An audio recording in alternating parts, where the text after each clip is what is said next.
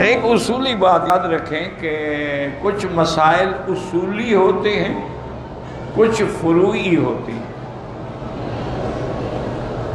اصول دین جو ہیں وہ تین ہیں۔ اس کو علماء الاصول الثلاثہ بھی کہتے ہیں، الایمان بالثلاثیات بھی کہتے ہیں۔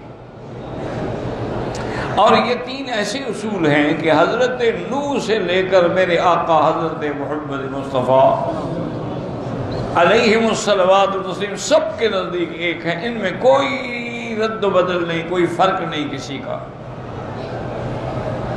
چونکہ دین ایک ہے، بنیاد ایک ہے۔ تو وہ تین اصول جو ہیں یاد رکھیں کہ اگر ان میں کسی ایک پر بھی آدمی کا ایمان نہ ہو تو پھر آدمی کافر بھی ہوتا ہے اور ملت اسلام سے خارج ہو جاتا ہے۔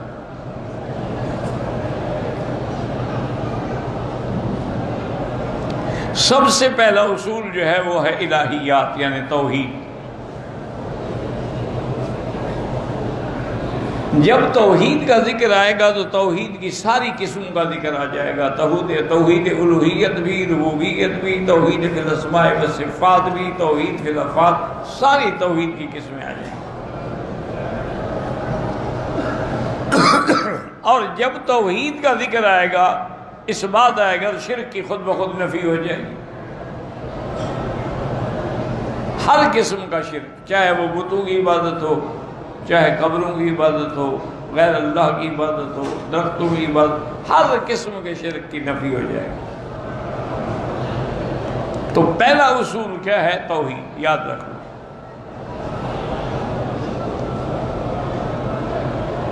اور اس میں اہم کیا ہے؟ توحید الوہیت، کہ کوئی معبود برحق نہیں مگر اللہ۔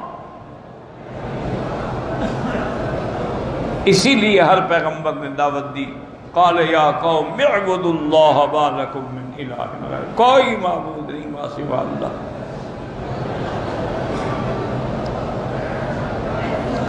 تو جب معبود برحق اللہ ہے تو ہر قسم کی عبادت بھی صرف اسی کے لیے ہے۔ مسئلے کو اچھی طرح سمجھ لیں۔ اگر آدمی ایک بھی دین کا مسئلہ سمجھ لے نا تو اللہ کا شکر ادا کرے۔ سارا قرآن پڑھتا رہے اور سمجھ کچھ نہ آئے تو کیا فائدہ ہوا؟ ساری تقریریں سنتا رہے اور پتہ کوئی نہ لگے جی کیا کہا، اور بس تقریر بڑی اچھی تھی۔ تو بنیاد سمجھو کہ جب معبود برحق، اسی لیے ہمارے کلمہ کیا ہے کہ لا الہ الا اللہ، کوئی معبود برحق نہیں مگر اللہ۔ تو جب معبود حقیقی اللہ ہے تو اس کے سوا عبادت بھی کسی کی نہیں۔ نماز ہو، روزہ ہو، حج ہو، زکوٰۃ ہو، عمرہ ہو، خیرات ہو، صدقہ ہو، نذر ہو، نیاز ہو، منت ہو، وہ سب اللہ کے لیے۔ اللہ کے سوا اگر کسی غیر کا دخل آئے گا تو مشرک ہو جائے گا۔ یہ جیسے ہمارے لوگ منتیں مان لیتے ہیں نا جی، میں نے منت مانی ہے پیر صاحب کی مزار پہ جا کے چادر چڑھاؤں گی، میں وہاں جا کے اٹا گھٹا ذبح کروں گی، میں وہاں دیگیں پکاؤں گی، یہ شرک ہو جاتا ہے، معمولی گناہ نہیں ہے۔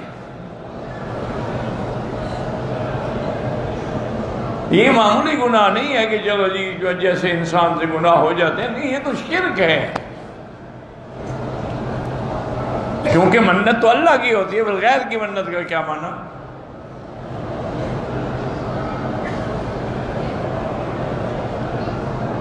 بہت سارے لوگ ہمارے، اللہ پاک ہمیں بھی انہیں بھی سب کو ہدایت دے، شرک میں مبتلا ہوتے۔ چونکہ شرک ایسا ہے، حضور نے مثال دی اس کی کہ جیسے چیونٹی چل رہی ہو نا تو اس کی آواز نہیں آتی، شرک بھی ایسے اندر گھس جاتا ہے بندے کے پتہ ہی نہیں لگتا۔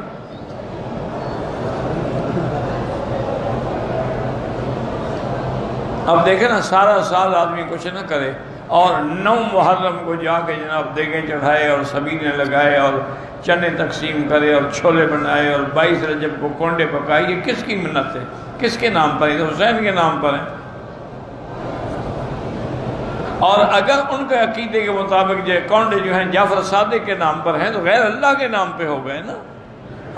یہ معمولی بات نہیں، لوگ سمجھیں کہ یار محرم کے دن نے خیرات ہی کی ہے نا۔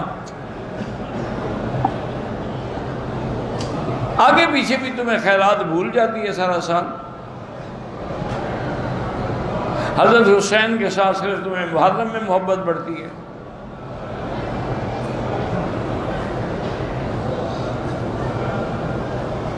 تو یہی، حالانکہ دیکھو ایک بڑی خفیہ سی بات ہے، لیکن شرک تک پہنچ گیا بندہ۔ اور یار ہم سجدہ تھوڑا کرتے ہیں، سجدہ تو اللہ کے لیے ہوتا ہے۔ یہ جو ہم مزاروں پہ جھکتے ہیں یا وہاں ماتھا ٹیکی کرتے ہیں ان کی تعظیم ہے، یہ تو تعظیمی سجدہ ہے۔ یہ بات سمجھیں اچھی طرح، نہیں سمجھو گے تو پھر مسئلہ وہیں کا وہیں رہے گا، چاہے 1,00,000 عمرہ کر لو، 1,00,000 حج کر لو، اگر شرک ہے تو پھر کوئی قبول ہی نہیں عبادت۔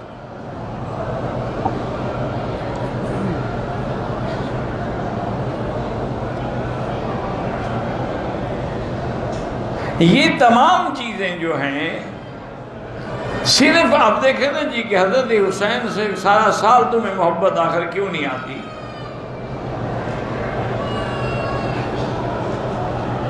تو بہرحال ایک موٹی بات یاد رکھیں، جہاں غیر اللہ کے نام پر کوئی دخل آ جائے گا وہ شرک ہو جائے گا۔ جیسے کہتے ہیں نا جی نیاز خیرات برائے خدا اور نیاز برائے حسین، یہی شرک ہے، اسی کا نام شرک ہے کہ اللہ کے نام پہ خیرات میں حضرت حسین کو حصے دار بنا دیا ہے۔ مشرک کا معنی کیا ہوتا ہے؟ اللہ کو مانے لیکن ساتھ شریک بھی کرے۔ مشرک اس کو نہیں کہتے جو خدا کو نہ مانے، جو خدا کو نہ مانے وہ تو دھاریہ ہے، مشرک تو نہیں ہے وہ۔ مشرک کا تو معنی یہی ہوتا ہے شریک بنانے والے، خدا کو بھی مانتے ہیں، اللہ کے کعبے کا طواف بھی کرتے ہیں، مقام ابراہیم پہ بھی جاتے ہیں، ملتزم پہ سینے بھی لگاتے ہیں، لیکن پھر لات عزا کو بھی پکارتے ہیں۔ جب حضور بچپن میں گم ہو گئے، چھوٹے تھے، حضور سے 4 سال کی عمر تھی، تو عبد المطلب نے پتہ ہے کیا کیا؟ جب اس کو خبر ملی کہ سرکار دو عالم صلی اللہ علیہ وسلم گم ہو گئے ہیں، فوراً آیا، اللہ کے کعبے کا طواف کیا۔ عبد المطلب اسلام بھی نہیں لایا ابھی، آگے کعبے کا طواف کیا اور ملتزم پہ سینہ لگا کے کھڑا ہوا اور رو رو کے اللہ سے دعا کی کہ یا رب رد الی محمدن۔ ایک میں ہے کہ یا رب رد الی ولدی محمدا، میرا اللہ میرے بیٹے کو واپس کر دے۔ تو اللہ سے مانگ رہا ہے، لیکن کعبہ شریف میں بت بھی رکھے ہوئے ہیں۔ یہی ہے کہ ہم کعبے کا طواف بھی کرتے ہیں اور مزاروں کا طواف بھی کرتے ہیں، یہی شرک ہے۔ ہم اللہ کو بھی پکارتے ہیں اور یا غوث اعظم یا عبد القادر جیلانی اس کو بھی پکارتے ہیں، یہی شرک ہے۔ اسی لیے آپ دیکھ لیں کہ ہماری مسجدوں میں بھی لکھا ہوگا یا اللہ یا رسول اللہ، یہی شرک ہے کہ یا حرف ندا ہے، وہ صرف اللہ کے لیے ہے۔ اگر رسول کے ساتھ لگاؤ، جبریل کے ساتھ لگاؤ، پیر کے ساتھ لگاؤ، شرک ہو گیا۔ اگر تمہیں حضور سے محبت ہے تو لکھ دو لا الہ الا اللہ محمد رسول اللہ۔ یہاں دیکھیں نا پورے حرم میں جہاں بھی آپ دیکھیں گے، جہاں لا الہ الا اللہ ہوگا آگے محمد رسول اللہ، کیونکہ یا حرف ندا ہے کہ یا اللہ یا رحمان یا رحیم۔ اگر وہ حرف ندا غیر سے لگے گا شرک آ گیا۔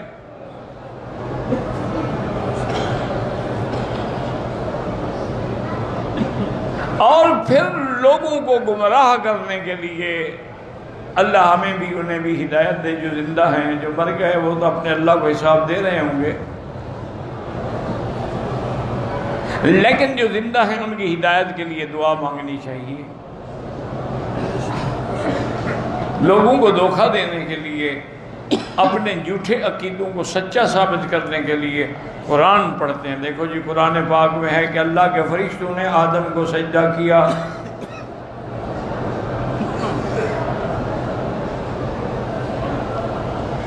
اور جس نے سجدہ نہیں کیا وہ ابلیس بن گیا۔ تو اگر ہم پیر سائیں کو سجدہ کرتے ہیں، وہ بھی تو آدم کی اولاد ہے نا۔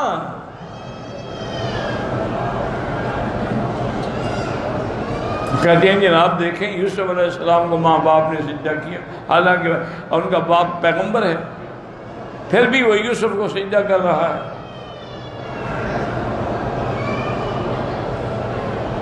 فخروا له سجدا۔ کہنے دیکھو قرآن میں ہے، یہ وہابیوں کو تو دماغ خراب ہے، ان کو تو بات ہی سمجھ نہیں آتی ہے، تو ہر بات کو شرک کہہ دیتے ہیں۔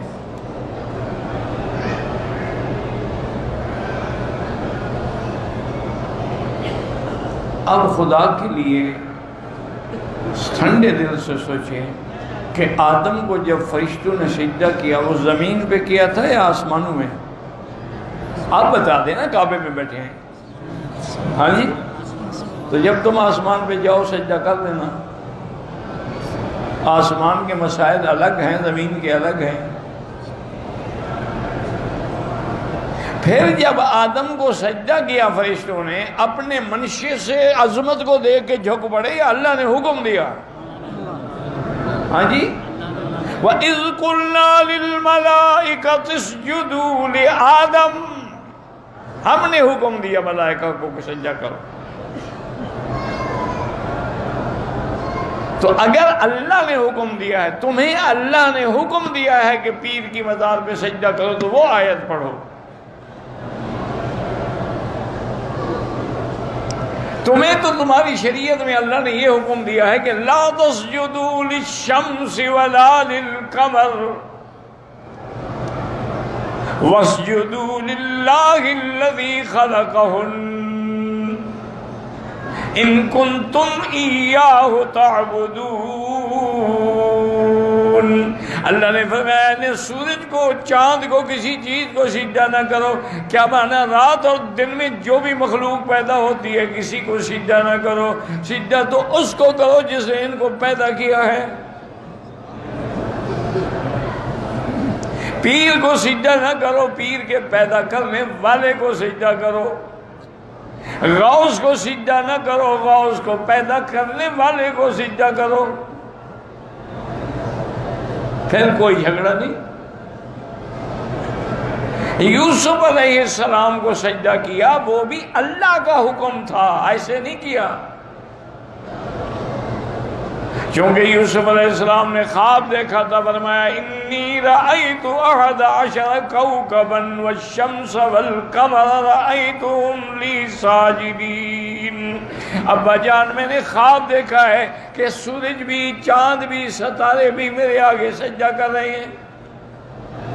تو نبی کا خواب وحی ہوتا ہے، وہ اللہ کا حکم ہوتا ہے۔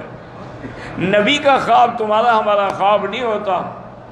ہمارے خواب صحیح بھی ہوتے ہیں، غلط بھی ہوتے ہیں، رحمانی بھی ہوتے ہیں، شیطانی بھی ہوتے ہیں، ہمارے خواب احلام بھی ہوتے ہیں۔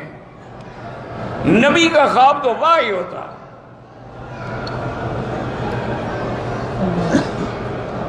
تو حضرت یعقوب تو سمجھ گئے کہ اس خواب کا کیا مطلب ہے۔ فرمایا بیٹا لا تقصروا یا کالا اخوتک، اپنے بھائیوں کو نہ بتانا خواب، کہیں وہ تمہارے ساتھ حسد میں آ کر کوئی مکر کر کے تمہیں نقصان نہ پہنچائیں۔ اب جب مصر میں پہنچ گئے، حضرت یوسف بادشاہ بن گئے، باپ خاندان آ گیا، انہوں نے سجدہ کیا، تو حضرت یوسف نے کیا کہا؟ ہاں یا ابت ھذا تاویل رؤیایا من قبل قد جعلھا ربی حقا۔ ابا جان یہ وہ میرے خواب کی تعبیر ہے، جو میں نے خواب دیکھا تھا نا، آج میرے اللہ نے اس کو پورا کر دی۔ تو یہ اللہ کا حکم تھا، انہوں نے اپنے منشے سے سجدہ کیا تھا۔ تو اس لیے ایک موٹی بات یاد رکھ لو، سجدہ ہو، قربانی ہو، نظر ہو، نیاز ہو، منت ہو، چومنا چاٹنا ہو، غیر اللہ کے سوا کرو، اللہ کے سوا کوئی کہ تو اس کو شرک کہا جائے۔ اب دیکھو نا کعبہ شریف تمہارے سامنے ہے، عمرے پہ آئے ہو ماشاءاللہ، حجر اسود کو بوسہ دیتے ہو، رکن یمانی پہ ہاتھ لگاتے ہو، اور دو کونے جو ہے رکن عراقی رکن شامی ان کو نہ ہاتھ لگاتے ہو نہ اشارہ کرتے ہو۔ وہ کعبہ نہیں ہے۔ وجہ کیا ہے کہ جہاں حضور نے بوسہ دیا بوسہ دینا سنت، جہاں حضور نے ہاتھ لگایا ہاتھ لگانا سنت، اور جہاں حضور نے ہاتھ نہیں لگایا وہاں نہ لگانا سنت۔ تو ہم تو اللہ کے نبی کے پابند ہیں۔ وہ ایک پرانی بات ہے، یاد نہیں مجھے، ہے تو خیر بچپن کی بات، تو پتہ نہیں کون سی مدار تھی، بہرحال فاتحہ تو ہم بھی پڑھتے ہیں نا، یہ تو نہیں ہے کہ ہم فاتحہ نہیں پڑھتے یا بزرگوں کی مزاروں پہ نہیں جاتے، ہم فاتحہ پڑھتے ہیں، ان کے لیے دعائیں کرتے ہیں، ان کی مغفرت مانگتے ہیں اللہ سے۔ تو وہاں ایک آدمی آ کے مجھے کہنے لگا، مکی صاحب آپ ایسے ناراض ہو جاتے ہیں، بندہ بیوی کو بھی تو بوسہ دیتا ہے نا، اگر ہم نے پیر کو دے دیا تو کیا حرج ہے؟ میں نے کہا تم ان کو بیوی سمجھ کے بوسہ دیتے ہو؟ کہتے کیا مطلب؟ میں نے کہا بیوی کے ساتھ اور بھی بہت کچھ ہوتا ہے، تو وہ بھی تم بیوی کے ساتھ کرتے ہو؟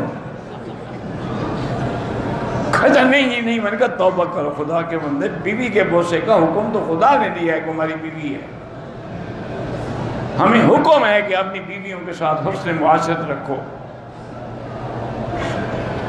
ہمیں حضور نے سنت عمل کر کے دکھایا۔ بی بی عائشہ کہتی ہیں کبھی کبھی حضور وضو کے بعد بھی بوسہ دیتے تھے، تاکہ مسئلہ بھی سمجھ جائے کہ بیوی کو بوسہ دینے سے وضو نہیں ٹوٹتا، تم کسی اور کو نہ بوسہ دینا شروع کر دینا۔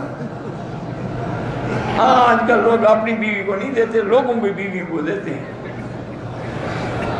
اِنَّا لِلَّهِ وَإِنَّا إِلَيْهِ رَاجِعُونَ۔ دعا کرو اللہ ہر مسلمان کی عزت کو محفوظ رکھے۔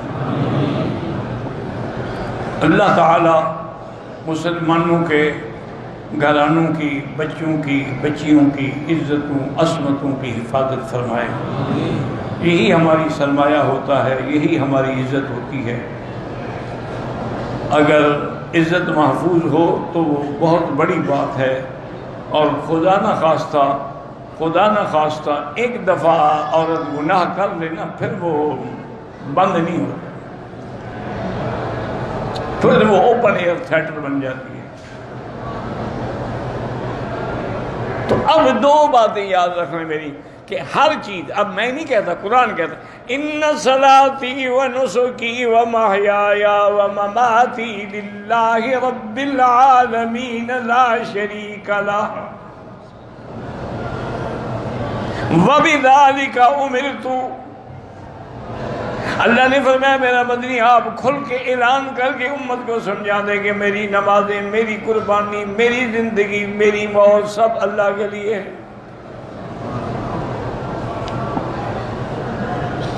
اسی لیے نماز پڑھو گے تو کہو گے اللہ اکبر،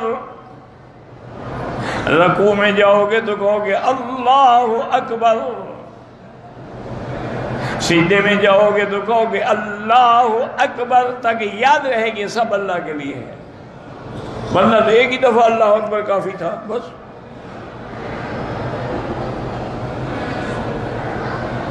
ہر دفعہ جو ہمیں اللہ اکبر کہا گیا ہم یاد رکھیں گے سب کچھ اللہ کے لیے۔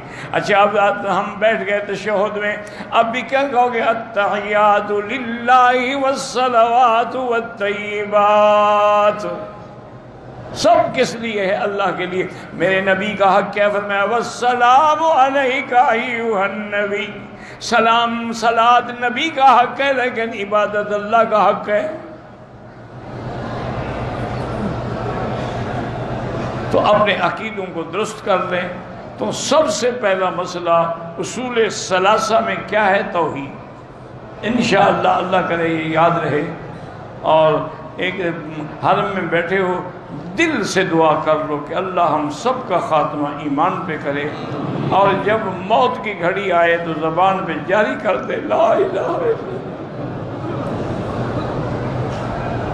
لا الہ، موت بڑی سخت چیز ہے، اللہ اللہ اللہ کے نبی مدد مانگ رہے ہیں کہ اللہ میری مدد کر، اللہم اعنی علی سکرات الموت، اللہ مجھے سکرات موت میں میری مدد فرما۔ اللہ اکبر۔ اولیاء اللہ نے لکھا ہے کہ اگر گناہوں سے بچنا چاہتے ہو تو رات کو سونے سے پہلے 5 منٹ کے لیے مراقبہ موت کر لیا کرو کہ ہم نے مرنا ہے اور ہم نے قبر میں جانا ہے۔ آج جو ہمارے ہاتھ چومتے ہیں، مٹھیاں بھرتے ہیں، یہ مٹی میں ڈال کے مٹی اوپر پھینک کے گڑھے میں پھینک کے آ جائیں گے، وہاں ہم اکیلے ہوں، وہاں کوئی نہیں ہوگا ماں سوائے اللہ کی مدد کے اور اعمال صالحہ۔ اس لیے اگر آدمی اپنی موت کو، میرے آقا کا حکم ہے اذکروا حازم اللذات، لذات کے ختم کرنے والی چیز ہے، اس کو یاد کیا کرو، یعنی موت۔ موت سامنے ہو نا تو پھر آدمی گناہوں سے بچ جاتا۔ اس لیے ہمیشہ یاد رکھیں، کیونکہ یہ بھی فرمان ہے میرے مدنی سرکار کا کہ جب آدمی کی آخری وقت میں، موت کے وقت میں زبان پہ کلمہ شریف جاری ہو جائے تو سمجھ لو کہ یہ جنت میں گیا۔ اچھا کبھی یہ بھی ہوتا ہے آدمی کومے میں چلا گیا، بے ہوش ہو گیا، بولا ہی نہیں جاتا، تو اس کی پہلی حالت کو دیکھنا پڑتا ہے کہ اگر وہ موحد ہے، وہ کلمے والا ہے، گویا اب بھی وہ کلمے پر، یہ مسلمان جیسے جانور ذبح کرے، بھول جائے بسم اللہ اللہ اکبر، جانور حلال ہے جو مسلمان ہے، اس کے دل میں تو تکبیر موجود ہے نا۔ اس لیے بہت سارے ایسے بھی ہوتے ہیں نا، مثلا بیٹھے بیٹھے اچانک موت آ گئی، وہ پڑھ ہی نہیں سکا کچھ، یا کومے میں چلے گئے، 2 سال کومے میں پڑے رہتے ہیں، ان کی پہلی حالت کو دیکھا جائے گا۔ اگر ہندو تھا تو پھر ہندو ہے، سکھ تھا تو سکھ ہے، اور مومن تھا تو مومن ہے۔ بہرحال اس کی ہر حال میں کثرت کیا کرو، چلتے پھرتے اٹھتے بیٹھتے، میری بیٹیاں چاہے حیض ہو ناپاک ہو، کسی بھی حال میں کلمہ پڑھا کرو، اللہ کا ذکر کیا کرو، درود شریف پڑھا کرو۔ کبھی تم یقین سے پڑھ کے دیکھو تو اس کے کتنے بڑے فائدے ہیں۔ اسی سے گھر آباد ہوتے ہیں، اسی سے گھروں میں برکت ہوتی ہے۔ گھروں کو قبریں نہ بناؤ کہ کوئی نماز ہی نہ پڑھے، قرآن ہی نہ پڑھے۔ تو پہلا مسئلہ جو ہے یاد رکھیں کیا ہے؟ توحید۔ اچھا، اور دوسرا مسئلہ کیا ہے؟ دوسرا اصول جو ہے وہ ہے نبوت و رسالت، کہ اللہ کے سب پیغمبروں پر ایمان لے آئے، کہ اللہ نے جتنے پیغمبر بھیجے سب برحق۔ یہ دوسرا مسئلہ۔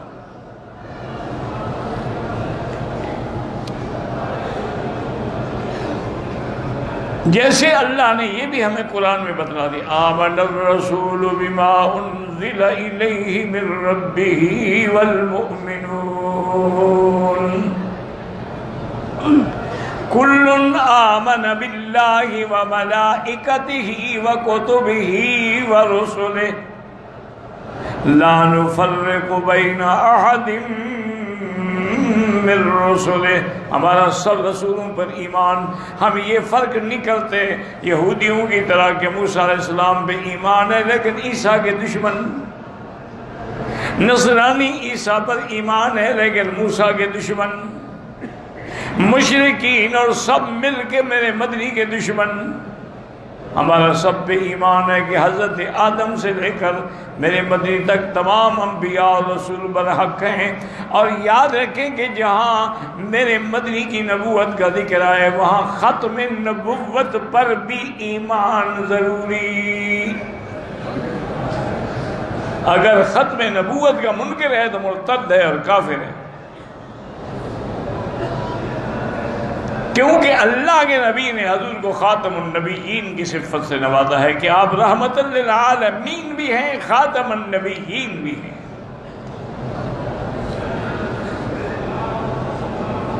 تو اب دوسرا اصول کیا ہوا؟ پہلا کیا تھا؟ توحید. دوسرا کیا ہے؟ نبوت و رسالت. اور تیسرا اصول کیا ہے؟ قیامت. یہ تین بنیادیں ہیں. بنیاد مضبوط ہے تو بلڈنگ کھڑی رہے گی، بنیاد کمزور ہے تو بلڈنگ گر جائے گی. اچھا، بنیاد اگر کمزور ہے، ایک طرف سے کمزور ہے، لیکن ایک طرف سے کمزور ہے، وہی سب کو گرا دے گی. یعنی قیامت پر ایمان نہ ہو، کہ میں اللہ کو مانتا ہوں، حضور کو مانتا ہوں، قیامت نہیں مانتا، بنا گا نہ اللہ کو مانتا ہے نہ حضور کو مانتا ہے.